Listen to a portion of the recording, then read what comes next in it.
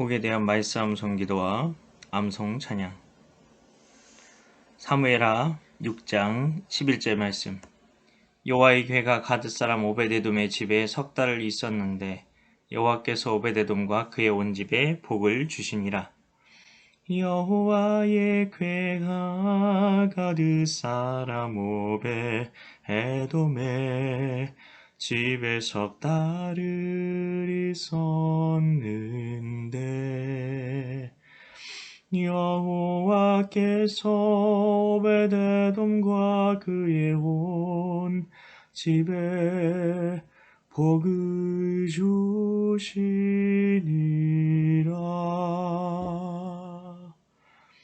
여호와의 괴가 가드 사람 오베에돔의 집에 석 달을 있었는데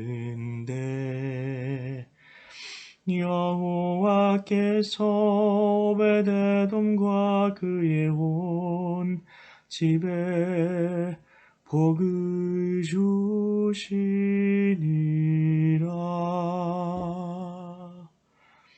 말씀 기도입니다. 하나님 아버지, 오베데돔의 집이 하나님의 괴 때문에 복을 받는 이야기입니다. 하나님의 괴가 무엇이고 하나님의 괴는 왜 오베데돔의 집에 있었고 왜 이 때문에 복을 받았다는 것일까요? 성경에서 굳이 이 말씀을 기록하신 이유가 무엇이었을까요? 여호와의 괴는 언약궤를 말합니다. 언약궤는 이스라엘 백성들이 이집트에서 탈출했을 때 하나님께서 광야에서 예배를 드리는 성전으로 성막을 짓게 하셨을 때 성막의 중심이 되었던 성물입니다. 성물은 이름만 보면 거룩한 물건이라고 생각할 수 있는데 하나님께 바쳐진 물건을 성물이라고 불렀습니다. 우리는 구약의 성전만을 성전이라고 생각하기 때문에 이제 더 이상 성물 같은 것은 없다고 믿습니다. 그러나 성전의 개념도 잘 이해해야 합니다. 성전은 하나님이 계신 곳이니 아무도 손을 못 대는 장소는 아니었습니다. 물론 성전에 함부로 들어가려고 하면 그 사람은 하나님께서 죽임을 당하게도 하셨습니다. 오늘 오베데돔의 집에 하나님의 괴가 있었던 이유도 그것과 관련되어 있습니다. 하나님의 괴는 성전 안에 있어야 하는 것 아닌가 싶은데요. 아직 이때는 성전이 만들어지지 않았던 때였습니다. 물론 이스라엘 백성들은 약속의 땅 이스라엘에 들어온 지 오래되었지만 하나님께서 성전을 만들라고 하신 적이 없기 때문에 그들은 그냥 광야 시절에 만들었던 성막에 하나님의 괴를 그냥 두고 있었습니다. 이스라엘 백성들은 전쟁이 날 때 언약궤를 앞세우고 전쟁을 하기도 했기 때문에 블레셋과의 전쟁에 가지고 나갔는데 이스라엘 백성들은 참패했습니다. 하나님께서 전쟁에 함께 하시지 않았기 때문입니다. 그때 엘리 제사장도 부패한 제사장이었던 그의 두 아들들도 다 죽게 됩니다. 그때 절대 빼앗길 수 없다고 생각했던 하나님의 궤를 블레셋에 의해 빼앗기게 됩니다. 그 궤를 우상을 섬기는 자들이 만졌는데 안 죽는 겁니다. 블레셋은 하나님의 궤를 빼앗았으니 하나님보다 자신들이 믿고 있던 다곤 신이 하나님보다 더 세다고 생각했을 것입니다. 그러나 하나님께서는 블레셋 땅에 하나님의 궤가 들어가자마자 그 땅에 재앙을 내리셔서 블레셋 사람들이 하나님의 궤를 두려워하여 다시 이스라엘로 돌려보내게 하십니다.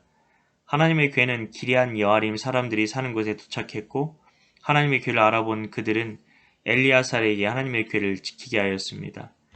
20년 동안 하나님의 궤는 그곳에 있었습니다. 성막이 아니라 다윗은 자신이 왕이 되자마자 사울 왕은 하나님의 궤를 가져오는 것에 관심도 없었는데 하나님의 궤를 가져오기로 마음을 먹습니다. 그러나 그는 자신의 방식대로 하려고 했습니다. 제사장들은 분명 하나님의 궤를 가져올 때 사람들이 궤를 채에 꿰어 채를 손으로 들고 운반해야 한다는 것을 알고 있었을 텐데 다윗에게 말하지 않았던지 그들이 이 중요한 하나님의 방법을 무시했든지 모르겠지만 하나님의 궤를 수레에 끌고 가던 소들이 날뛰어서 하나님의 궤가 땅에 곤두박질 치려고 하자 우사라는 사람이 궤를 붙들었고 그는 그 자리에서 죽고 맙니다. 하나님의 궤는 아무도 직접 손을 대어 만질 수 없게 말씀에 기록하셨기 때문입니다. 이 때문에 다윗은 하나님의 궤를 가져가기를 포기했는데 하나님의 궤를 오베데돔의 집에 두었던 것입니다. 자기는 가져가기를 즐거워하지 않고 그 궤를 오베데돔의 집에 둔 것입니다. 그런데 오베데돔의 집이 그때부터 복을 받기 시작합니다. 그 소식을 들은 다윗은 하나님의 교회가 문제가 아니라 자신의 불순종이 문제였다는 것을 알고 하나님의 방법대로 하나님의 교회를 옮겨오기로 결정했던 것입니다. 석 달 동안만 하나님의 교회가 그 집에 있었는데 온 나라에 소문이 날 정도면 정말 엄청난 복이 임했던 것이 분명합니다. 그러나 이런 하나님의 교회도 이스라엘이 바벨론에게 멸망한 뒤 그 자취를 감추었습니다. 이방 사람들의 손에 의해서 솔로몬이 만든 성전이 파괴되기도 했던 것을 보면 구약시대의 성전만 성전이라고 말하는 것은 말도 안 되는 일입니다. 성전이 성전되게 했던 것이 더 중요하다는 것입니다. 하나님의 교회가 되게 했던 것이 더 중요했다는 것입니다.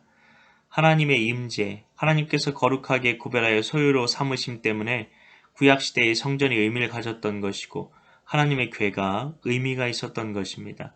지금 우리가 가진 하나님의 교회는 무엇일까요? 하나님의 성전은 우리 자신입니다. 그리고 우리가 예배를 드리도록 하나님께 바쳐진 예배당입니다. 그 예배당에서 하나님께서 임재하셔서 말씀하시는 곳이 바로 강단입니다. 강단이 바로 하나님의 교회입니다. 그래서 강단을 소중히 여기고 그 강단에 서는 목회자를 세우는데 교회가 하나님의 방법을 선택해야 하는 것입니다. 학벌과 스펙과 연줄로 목회자를 세우는 것이 아닙니다. 하나님께서 원하시는 목회자를 세우기 위해 하나님의 방법대로 기도하며 말씀으로 분별해야 하는 것입니다.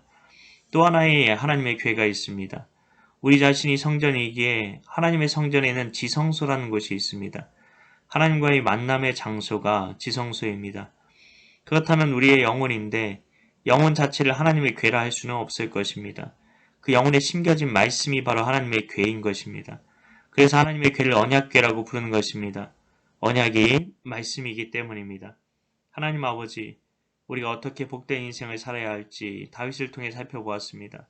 우리가 성전에서 드린 예배를 소중히 여기고 강단에서 선포되어지는 말씀이 있는 그대로의 하나님의 말씀이 선포되어지게 해야 합니다. 그리고 내 영혼의 지성소에 하나님의 말씀을 심기 위해 날마다 말씀 암송 기도와 찬양으로 나아가는 것입니다. 이를 위해 오늘도 말씀 암송 기도와 암송 찬양 가운데 나아가오니 성령으로 임하사 말씀 중심의 삶을 살게 하옵소서. 믿고 감사드리오며 예수님 이름으로 기도하옵나이다. 아멘.